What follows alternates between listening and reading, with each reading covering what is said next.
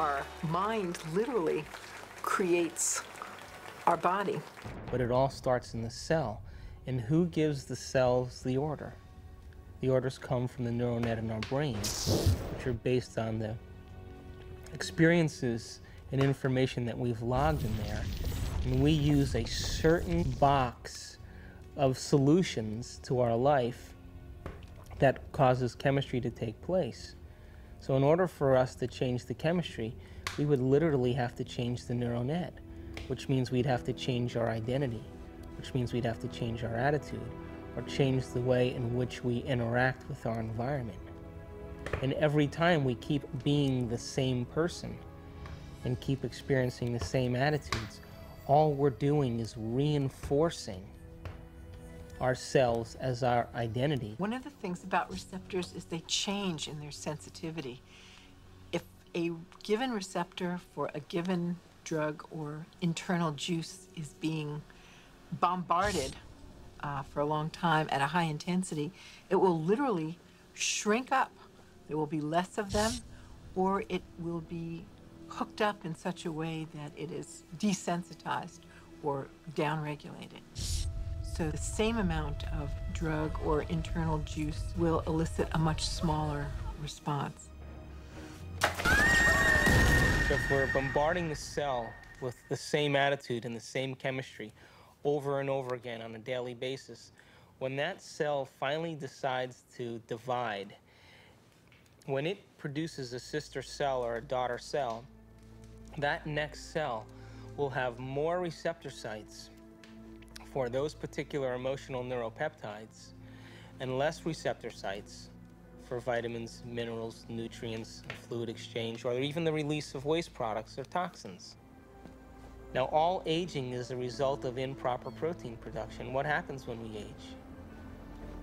Our skin loses elasticity. Well, elastin is a protein. What happens to our enzymes? We don't digest as well. What happens to our synovial fluid? Those are proteins. They become brittle and stiff. What happens to our bones? They become thin. So all aging is a result of improper protein production. So then the question arises, does it really matter what we eat? And does nutrition really have an effect if the cell doesn't even have the receptor sites after 20 years of emotional abuse to even receive or let in the nutrients that are necessary for its health?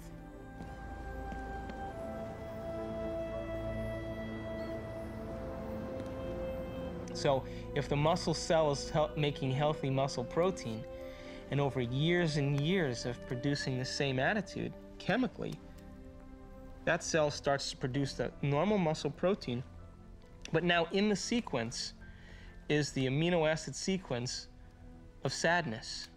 That's not the same protein, because we know scientifically that if we alter the amino acid sequence, we've changed the protein. So we have normal muscle protein with the signal of the attitude mixed in with that particular protein. And that's a cheaper grade of protein. It's a weaker protein. And so if you look at the human body when it ages because the proteins that we've produced once when we were 16 or 17 years old are now a cheaper grade of protein than when we're 50 or 60 years old. And who gives the orders for the signaling and from the brain all the way to the receptor site is our own personal attitude.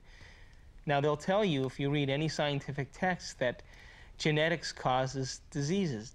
Genetics cause disease. And then recently, science now says, well, no, it's not genetics that causes disease. It's the environment that stimulates the genetics that cause disease. But what I'm saying is it's our reaction to the environment that stimulates the effects of genetics that causes disease in the human body.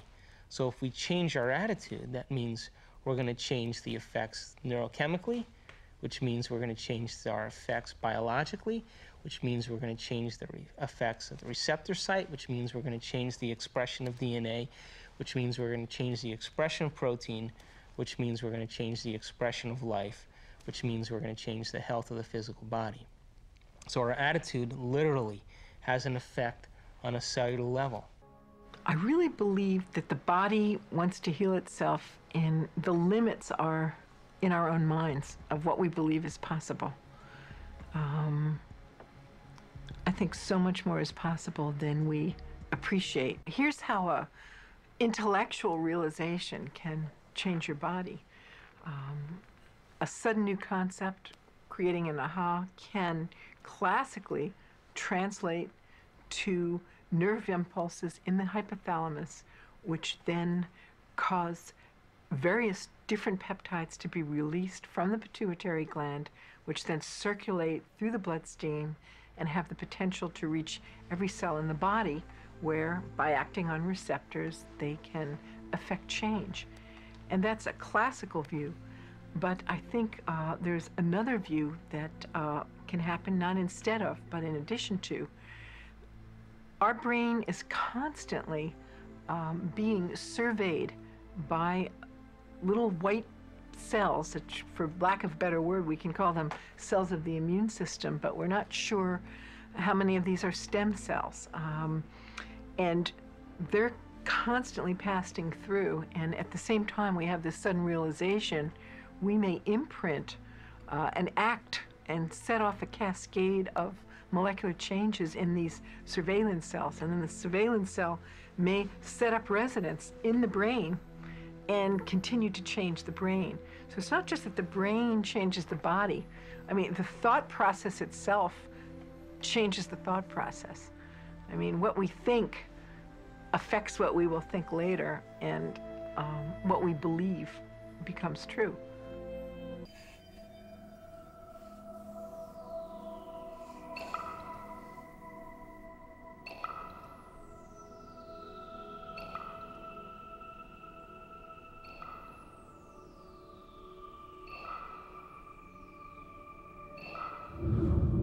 It makes you wonder, doesn't it? If thoughts can do that to water, imagine what our thoughts can do to us.